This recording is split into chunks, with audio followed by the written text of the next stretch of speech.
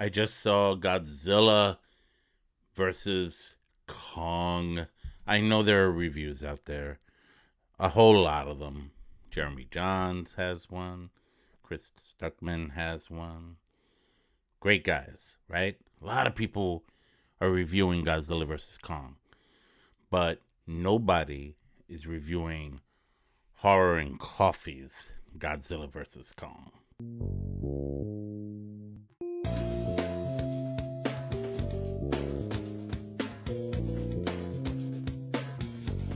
If you like what you see here, please consider subscribing and tap on that bell for future notifications for future Horror and Coffee content. That's right, Godzilla, right here. Godzilla, got my Godzilla shirt.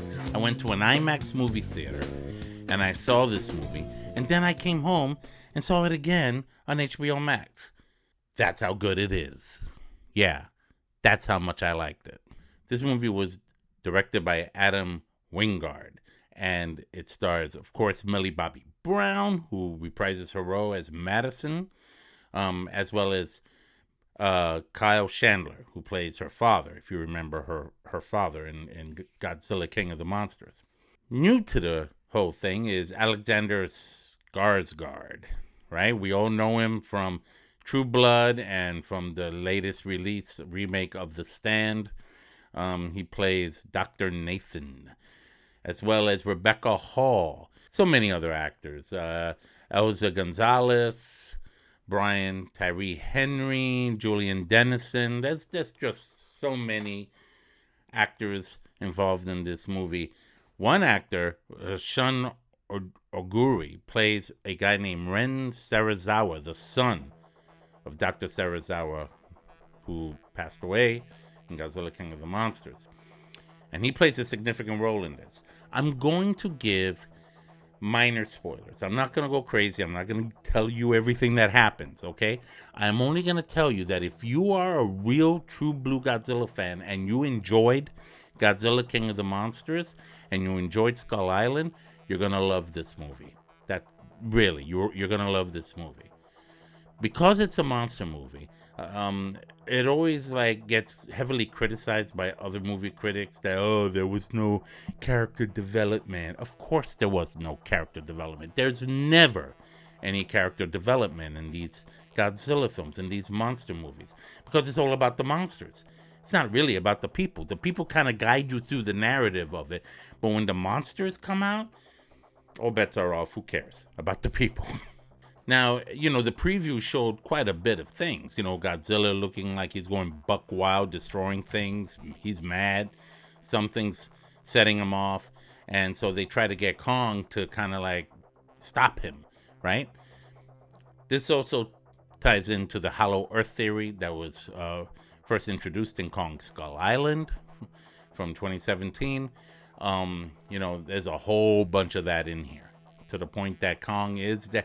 I mean, they kind of showed it in the preview that he was already there. He was, there's a good part of this film where we see him looking for his roots, basically, from where his ancestors came from. Remember, Kong in this universe is the last of his kind, and there's this special little girl, whose name I cannot think of right now as the actress, but she plays a girl who's deaf, and she is the last of her tribe. Remember the tribe of people that lived on Skull Island that we ran into in that film? They're all gone. They got wiped out by some kind of a storm or something. And they've actually, what Monarch has done was they've actually covered the entire area of Skull Island with a special protective shield or something, so that Godzilla doesn't sense Kong. Okay, because they learned in their findings that Kong and Godzilla have an ancient rivalry that goes back millennia. And to prevent problems for poor Kong, since he is the last of his kind, they wanted to keep him put there on the island, stay safe. But he has this special bond, this special connection with this little girl who doesn't talk. She knows sign language, she can hear, but she is like his go-to. It really, he is amazing with her, and you see the relationship there. you see a side of Kong that you really didn't see so much in Kong Skull Island. It was kind of there, it hinted at it, but here it really blows open to a different level that makes you go, oh my God, really? And when you see this movie, you'll kind of get what I mean by that. Godzilla. Yeah, Godzilla is crazy. I had my theories. I'll post a video so you can check it out on what my theories were initially. If you want to check that out and then come back, I'm gonna reveal this. Everything that you saw that was Godzilla, I thought that he was Mecha Godzilla in disguise or whatever, wearing skin. No, that was Godzilla. Straight up Godzilla. Yeah. But he had a good reason. Let me just say it like that. He had a good reason. And as the movie progresses, and you see Kong and Godzilla fight, not once, but twice. There are two epic battles in this film, and you kind of see a little bit of them in the previews.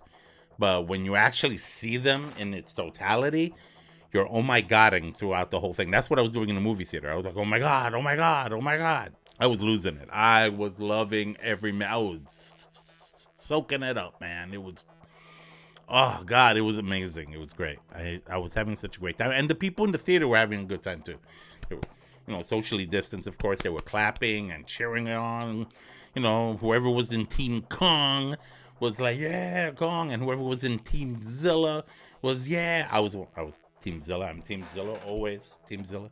I couldn't believe it. And then as soon as I got home, I watched it again on HBO Max. I kind of fast forwarded to the real good parts, not because the movie was bad, and I just didn't have enough time tonight to see the whole thing because I had other things to do. I'm gonna see the whole thing again. It's gonna be on HBO Max for like a month, so yeah, I'm gonna soak that in again. Really, really take it in, the experience, the step by steps. Millie Bobby Brown's performance. Let me tell you something. This girl is going places fast. Okay, I mean, yeah, sure. Stranger Things, got it, awesome sauce.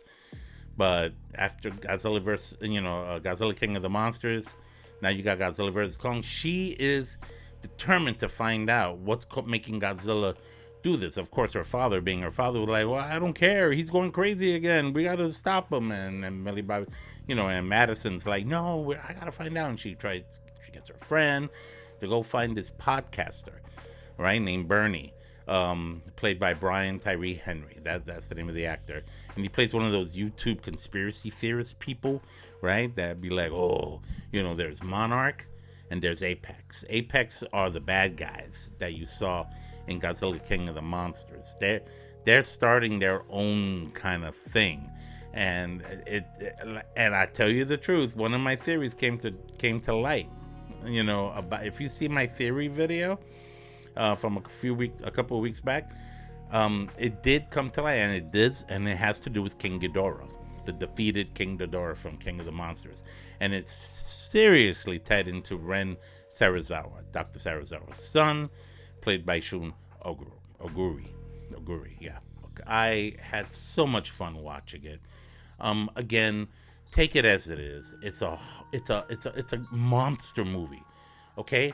When, fine, you got the human narrative there, but that's not the overriding thing of this film. The overriding thing of this film is Godzilla fighting Kong. This is something people have been wanting to see again since 1963, since the original one.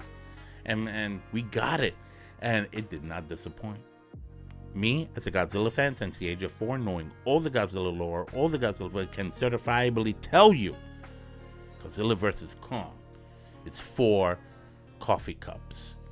4 coffee cups. It was up there. It was high-end monsterverse extravaganza, right?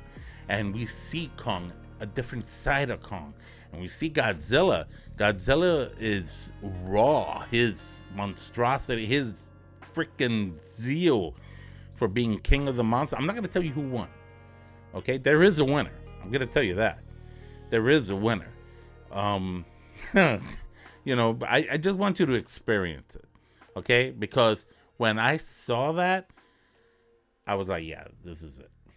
Now, Mecha Godzilla. Yeah, Mecha Godzilla. I was impressed with Mecha Godzilla. When he finally came out, I was like, holy God. Like, I remember the original Godzilla versus Mecha Godzilla, and how Mecha Godzilla really gave Godzilla a hard time. Like he literally almost killed him. That's how powerful that machine was. In this version, it kind of parallels that. You know what I'm saying? Like, I was blown away by that. Another, I don't know if this was on purpose. There was a callback where it felt like Kong was, it might have seemed, and there's a little bit of a spoiler, it might have seemed like Kong was kind of fading away because the little girl was hearing his heartbeat slowing down, and you hear it, and you see his face. He's laying there just trying to recover from something. And I'm not going to tell you what that is, but it reminded me of the 1976 King Kong, where at the end, after he falls off of the World Trade Center, the girl Anne goes to him, and he's looking at her, and she hears his heartbeat too, and it slows down until it stops. Something kind of like similar to, I don't know if that was on purpose or if that was a purposeful callback to that moment, because I never forgot that moment from 1976 King Kong. So I don't know.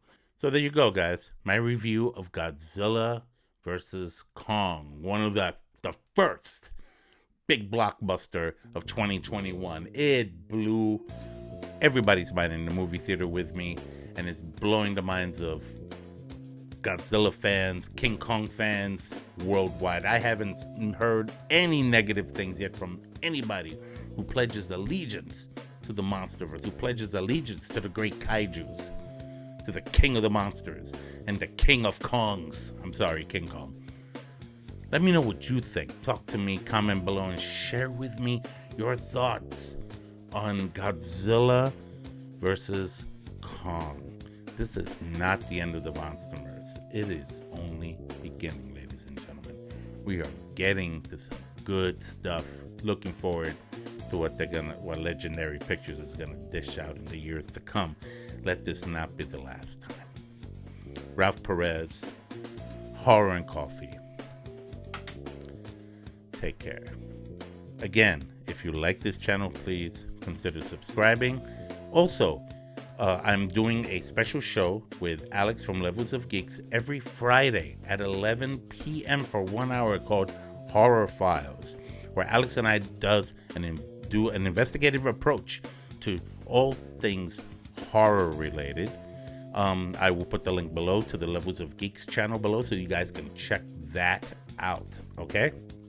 I want to make sure that the whole horror community gets a chance to chime in and see what Alex and I does. It's every Friday, 11 p.m. Eastern Standard Time, all right? So make sure you tune in and check out Horror Files.